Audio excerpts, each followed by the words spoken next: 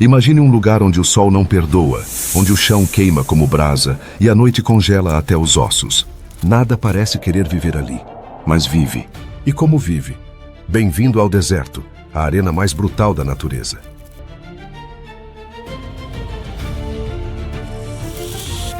Não há sombra fácil, nem água garantida. Aqui, cada passo pode ser o último. Cada movimento pode ser observado por olhos enterrados sob a areia.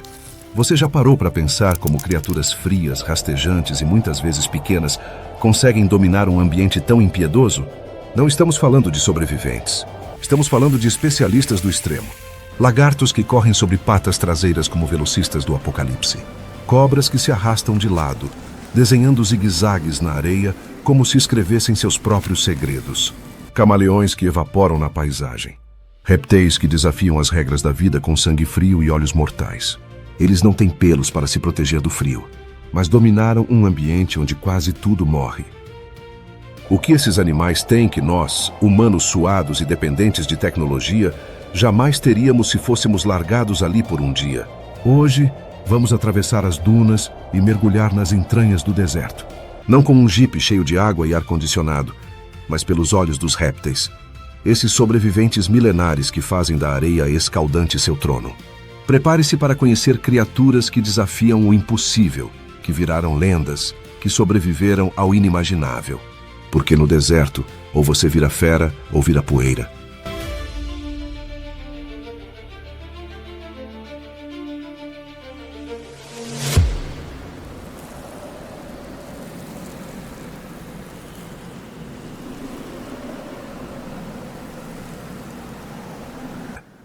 Imagina acordar e o ar já estar seco na garganta antes mesmo de você respirar fundo.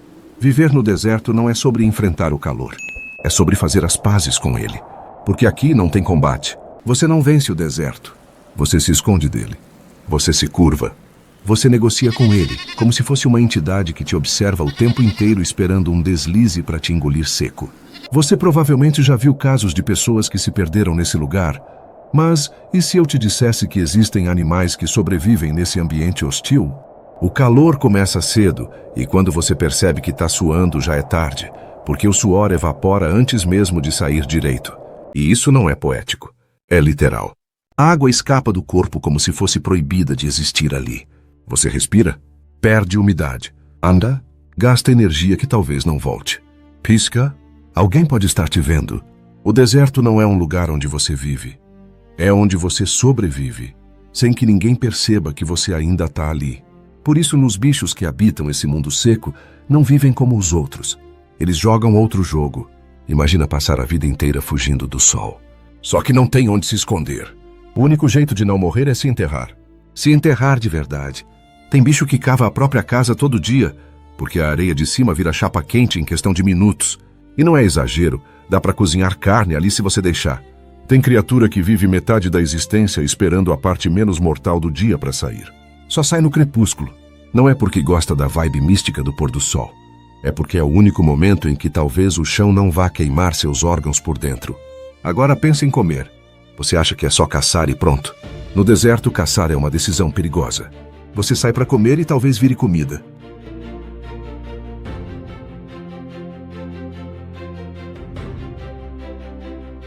Ou então gasta tanta energia na tentativa que não compensa o que comeu. Aqui, matar para comer é um luxo. Por isso, a maioria aprendeu a ficar imóvel. Ficar tão imóvel que a própria areia começa a te aceitar. Os predadores possuem suas táticas. Eles aprenderam o ritmo da areia, e no momento em que a presa se distrai, eles atacam, porque já sabiam que ia funcionar.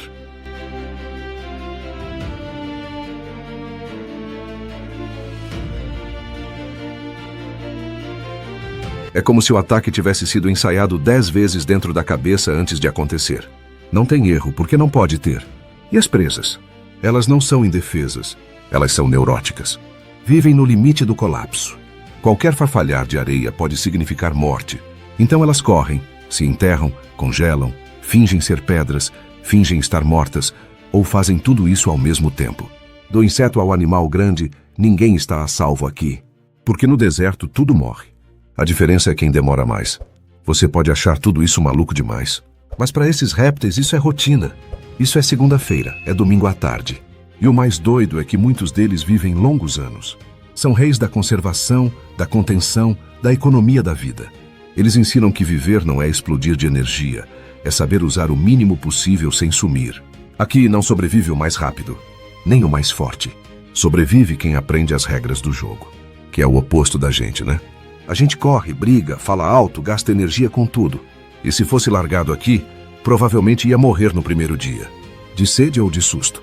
Enquanto isso, lá estão eles, um com o olho fora da areia, outro com as patas levantadas para não queimar o corpo. Todos obedecendo à única lei do deserto. Quem chama a atenção demais, vira comida.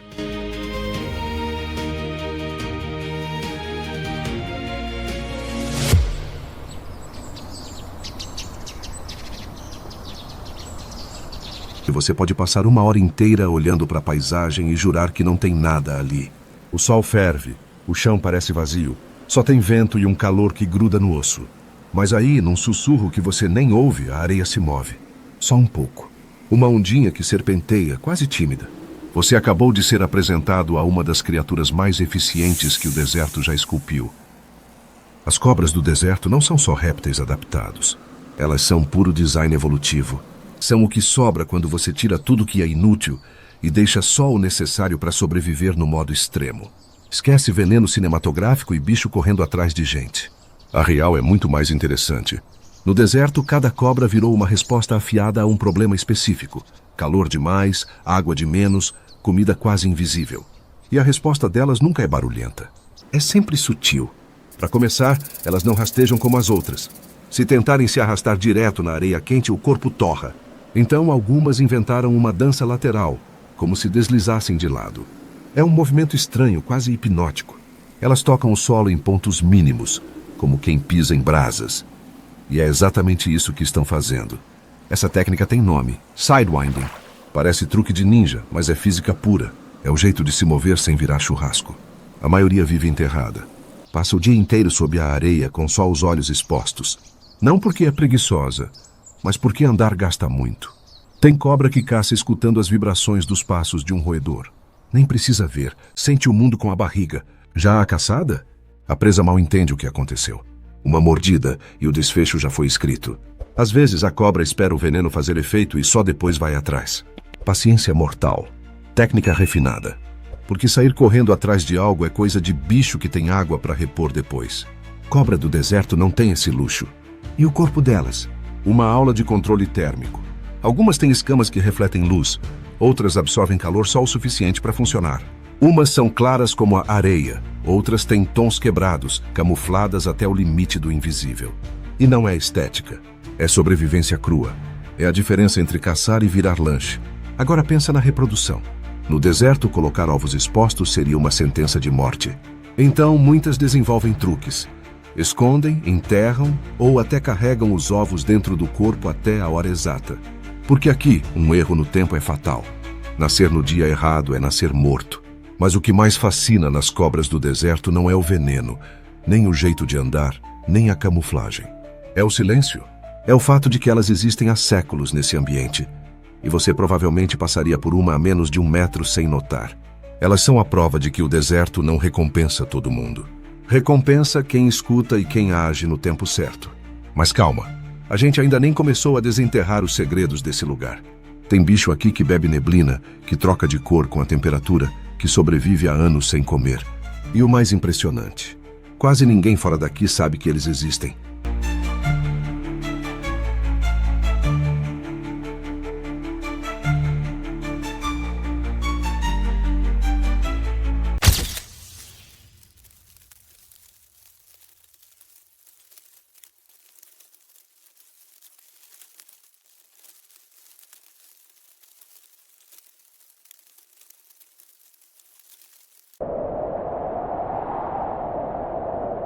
Lagartos são provavelmente os rostos mais conhecidos do deserto, embora muitos desses rostos passem a maior parte da vida enterrados até os olhos.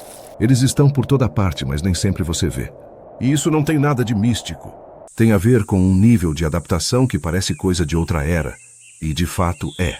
Esses animais existem há milhões de anos, e o deserto, com toda a sua brutalidade, É um dos poucos ambientes onde eles ainda reinam sem concorrência real. Para entender os lagartos do deserto, primeiro é preciso esquecer a imagem caricata do lagarto correndo no calor com a língua de fora.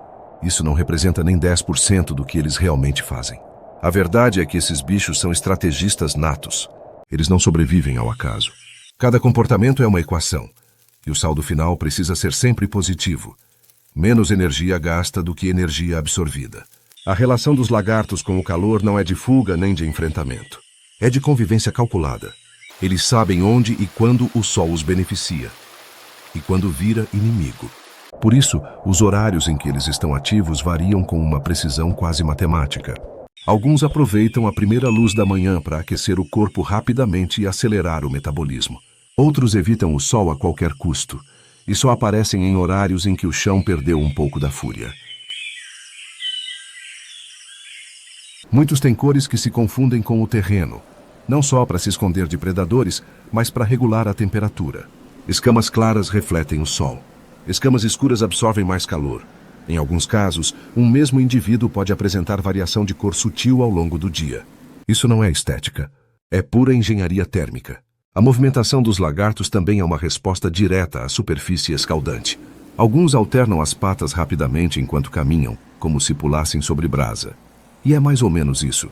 Outros, quando se sentem aquecidos demais, se afastam do solo, erguidos nas patas traseiras ou parando em pequenas pedras que mantêm temperaturas mais estáveis. E claro, as tocas são fundamentais.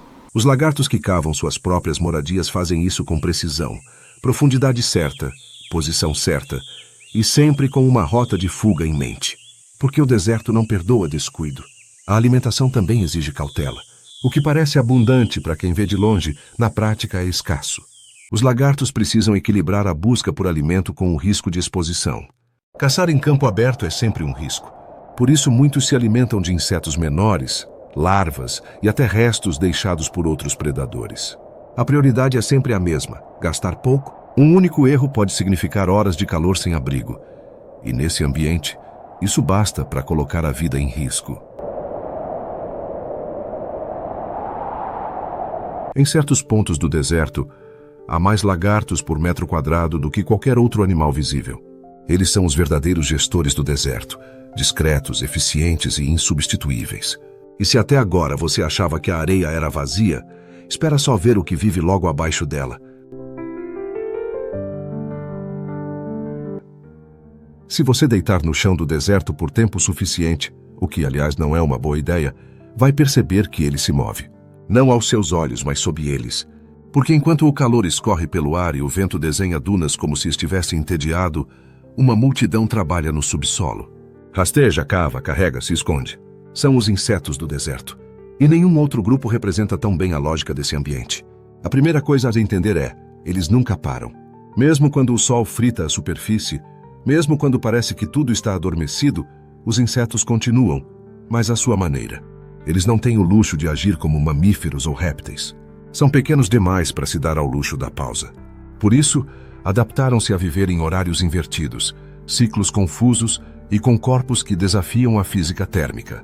Muitos têm exoesqueletos brilhantes, quase metálicos, que refletem o calor como espelhos ambulantes.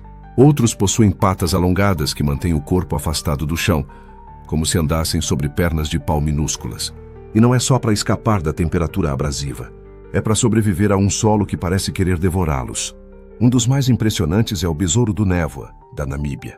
Um inseto pequeno, preto, com as costas curvas como uma armadura viva. De manhã cedo, ele sobe até o topo das dunas e se posiciona de cabeça para baixo, apontando o abdômen para o vento. O que ele está fazendo? Coletando água. A neblina que vem do oceano condensa nas suas costas, escorre pelo corpo e pinga direto na boca. Ele literalmente inventou um jeito de beber o vento. Mas nem todos são tão discretos.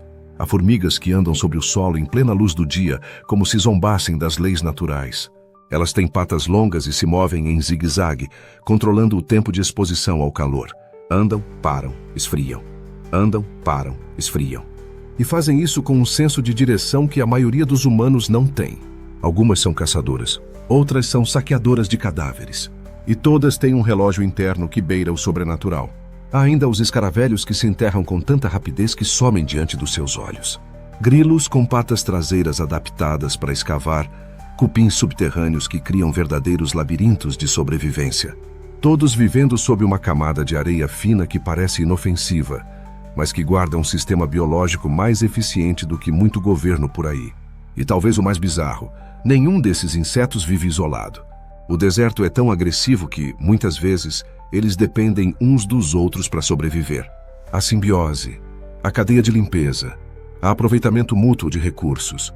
O que um bicho larga, o outro come. O que um mata, outro arrasta. Nada é desperdiçado. Os insetos não têm fama de protagonistas, mas talvez devêssemos rever isso. No deserto, eles são os operários invisíveis, os recicladores incansáveis, os sobreviventes que ninguém aplaude, mas que sustentam o equilíbrio inteiro.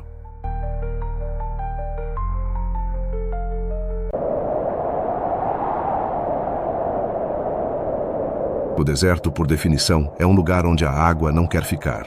Ela escapa do solo, evapora do ar, desaparece antes mesmo de tocar o chão. Mas às vezes, raramente, quase como um erro no código, a água aparece. E fica.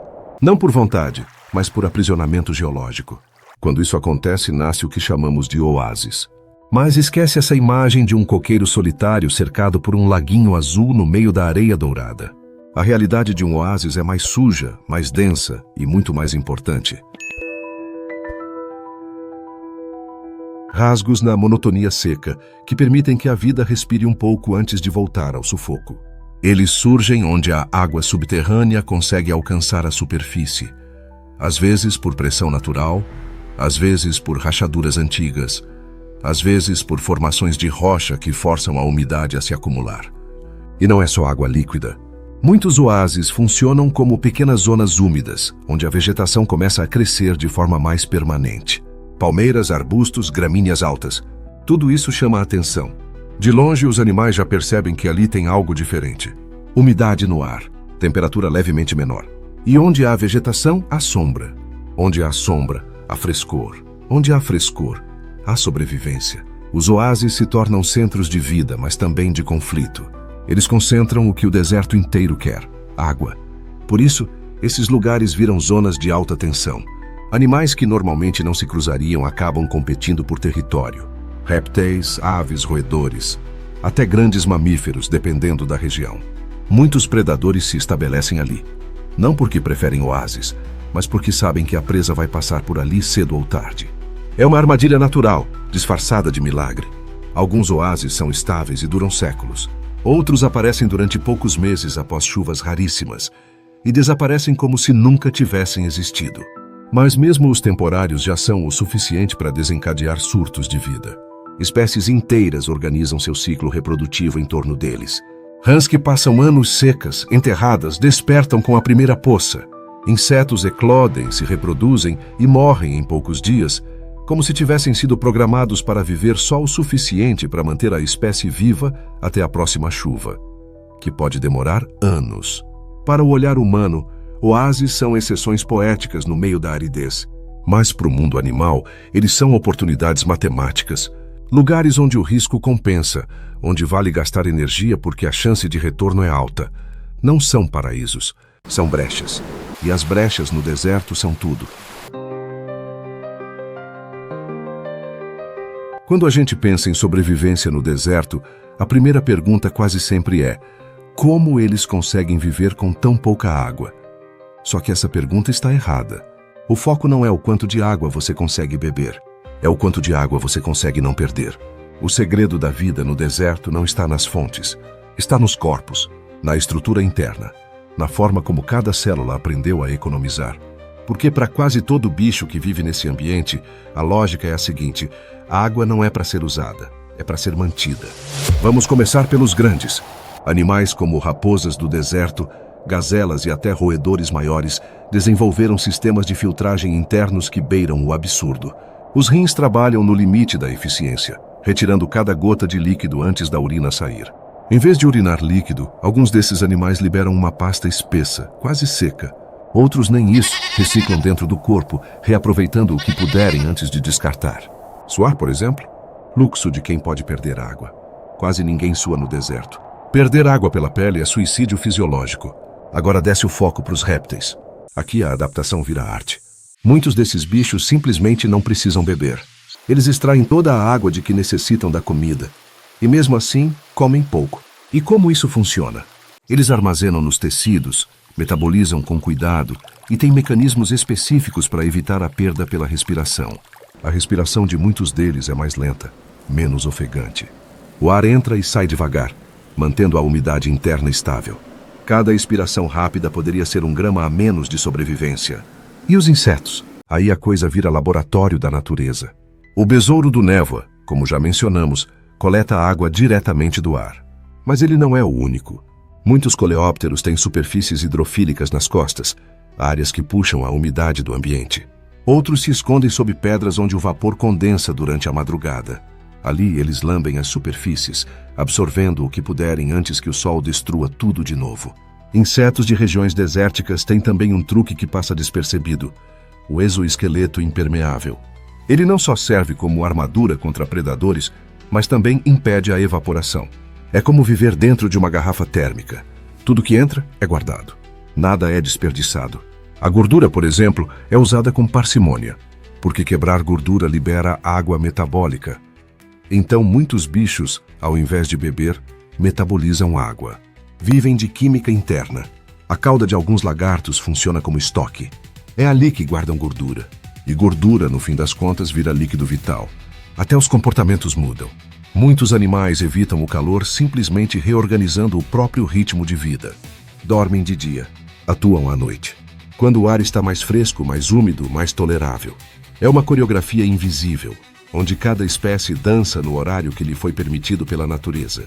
A água é escassa, mas a vida é teimosa. E os bichos do deserto são a prova de que não é preciso nadar em abundância para continuar existindo. É preciso entender o quanto se pode perder e garantir que isso seja o mínimo possível.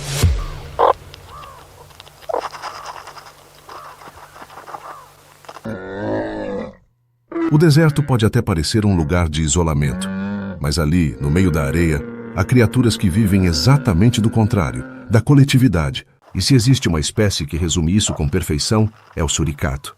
Pequeno, curioso, sociável, mas com uma mente afiada como a lâmina de uma faca. Eles não dominam o deserto com força. Dominam com estratégia e com trabalho em equipe. Suricatos são mamíferos que vivem em grupos tão coordenados que mais parecem uma unidade militar. Não há desordem. Não há descanso real.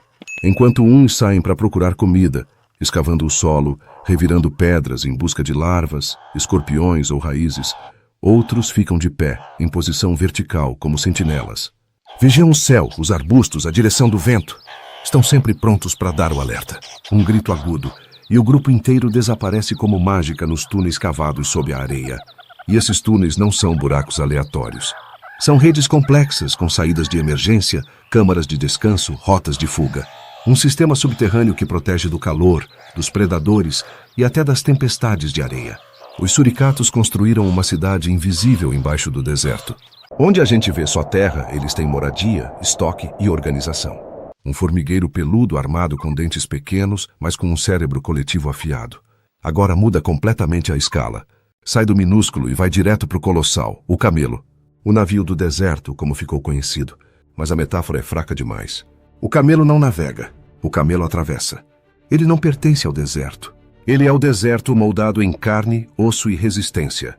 Esse bicho carrega nas costas o fardo de milênios de adaptação. O que parece corcova é reserva, mas não de água, como muitos pensam. É gordura. E é dessa gordura que o corpo retira água metabólica nos momentos críticos. O camelo pode ficar dias sem beber e mais ainda sem comer. Quando encontra água, pode beber até 50 litros de uma vez só, como se abastecesse um reservatório interno. Mas o que mais impressiona não é o estoque, é o isolamento. A pele grossa e o sistema de circulação interna mantêm os órgãos em temperatura estável, mesmo sob sol escaldante. As narinas podem fechar completamente para evitar entrada de areia. Os cílios são longos, duplos, verdadeiras cortinas contra as tempestades. E os cascos? Largos, achatados como pás que impedem o afundamento na areia fofa. Parece cansado, parece prestes a desistir. Mas vai, porque o segredo dele é simples: ignorar o desespero. Tanto o suricato quanto o camelo são dois extremos da mesma verdade. Viver no deserto não tem a ver com força. Tem a ver com leitura de ambiente. Um opera em grupo, construindo túneis e se comunicando em tempo real. O outro segue em silêncio, carregando uma máquina de sobrevivência embutida no próprio corpo. Nenhum dos dois parece estar lutando contra o deserto. E não estão. Eles entenderam uma coisa que muita gente demora para aceitar. Não dá para vencer o deserto. Só dá para coexistir com ele. E cada um à sua maneira. Faz exatamente isso.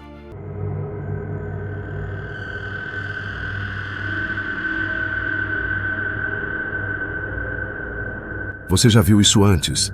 Alguém vagando em câmera lenta, o sol brilhando, miragens no horizonte, a boca rachada. Mas o cinema suaviza o terror. Porque a verdade é que o deserto não mata com fúria. Ele mata com silêncio. E quando um ser humano se perde nele, não é uma luta. É um desaparecimento progressivo. Primeiro vem a sede, mas não aquela que você sente num dia quente de verão. A sede no deserto é química. Em poucas horas sem reposição, seu corpo já começa a falhar. A saliva desaparece. A urina seca. Os olhos ficam opacos. O cérebro, que precisa de umidade constante para funcionar, começa a fazer cortes. Visão turva. Desorientação. Confusão entre o que é real e o que é imaginação. O deserto é cruel porque esconde suas armadilhas. Ele parece plano, mas te puxa para dentro com cada passo. Duna após duna, sem referência, sem som, sem sombra. Você anda acreditando que está indo para algum lugar, mas está girando. A perda de orientação é um fenômeno real. Sem pontos fixos, a mente humana se desregula. E a pessoa começa a andar em círculos sem perceber. Achar que está se aproximando de algo, quando está de fato voltando para o ponto de partida. E tem o sol. O sol não queima só a pele. Ele desidrata cada centímetro. Mesmo se você tiver água, seu corpo perde tanto líquido por evaporação que é quase impossível equilibrar. E beber demais de uma vez só pode gerar náusea, vômito ou até intoxicação por sais. Isso sem falar na areia. A areia entra nos olhos, nas narinas, no ouvido. Gera microlesões que inflamam, infeccionam. A pele queima, racha, sangra. E como não há abrigo, você se expõe a tudo. Escorpiões, serpentes, insetos oportunistas. A temperatura não colabora. De dia, o calor chega a matar em poucas horas. À noite, o frio é brutal. E o corpo humano não aguenta extremos assim em sequência. Tremores, hipotermia, colapso metabólico. Se a pessoa não morreu de sede, o frio vem cobrar a conta mais tarde. Agora pensa no psicológico. A solidão. O silêncio absoluto. O fato de que não há árvores, não há barulho de folhas, de pássaros, de água. Só o som dos próprios passos e da própria respiração. Você começa a conversar consigo mesmo. Depois com miragens. Depois com nada. O deserto, como se estivesse zombando, te deixa vivo o suficiente para ficar lúcido da própria morte. Não à toa, quando alguém sobrevive a se perder no deserto, carrega isso para o resto da vida. Porque não é só o corpo que sai machucado, é a mente. É o tempo interno que se rompe. A confiança em si mesmo desaparece. Você percebe que é frágil, menor do que imaginava, e que o mundo lá fora não precisa de violência para te quebrar. Ele só precisa não te ajudar. O deserto faz isso com facilidade. Ele não mata por maldade. Ele só é indiferente, e quando a gente some nele, ele nem percebe.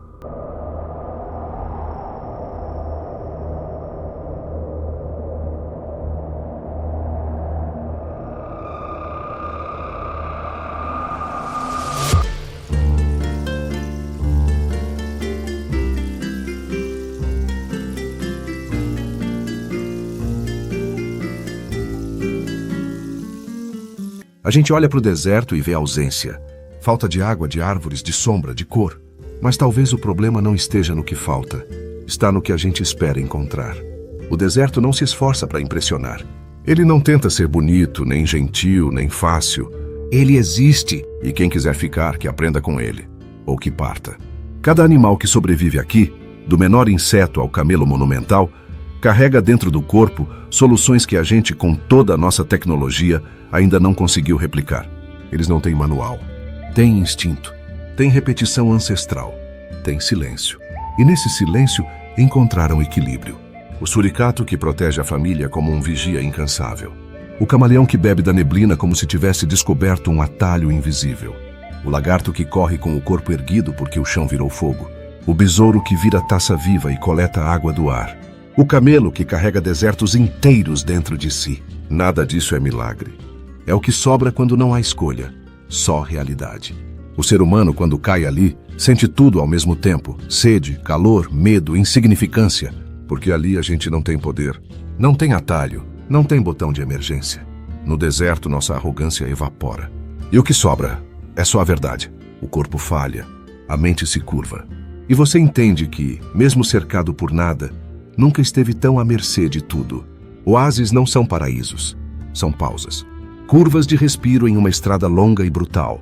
Oásis duram pouco, mas fazem diferença. Exatamente como os momentos que a gente ignora na vida. Um abraço que você quase não deu. Uma conversa que quase não aconteceu. Uma chance que você quase deixou para depois. Oásis são isso. Instantes raros que salvam quando tudo parece perdido. O deserto é o mundo sem maquiagem, sem promessa, sem filtro, mas também sem distrações. Ele mostra o que é essencial. E é por isso que ele não é vazio. Ele é puro. Puro até o osso. E talvez o maior ensinamento esteja aí. Não é o lugar que precisa mudar para nos acolher. Somos nós que precisamos aprender a escutar, a respeitar, a reduzir, a desapegar do excesso e enxergar que viver bem não tem a ver com abundância. Quem vive no deserto não sobrevive. Resiste com elegância. Quem observa o deserto com atenção não vê morte. Vê sabedoria esculpida na dificuldade. E quem entende o deserto, entende o mundo. Porque no fim, o deserto só te dá uma escolha.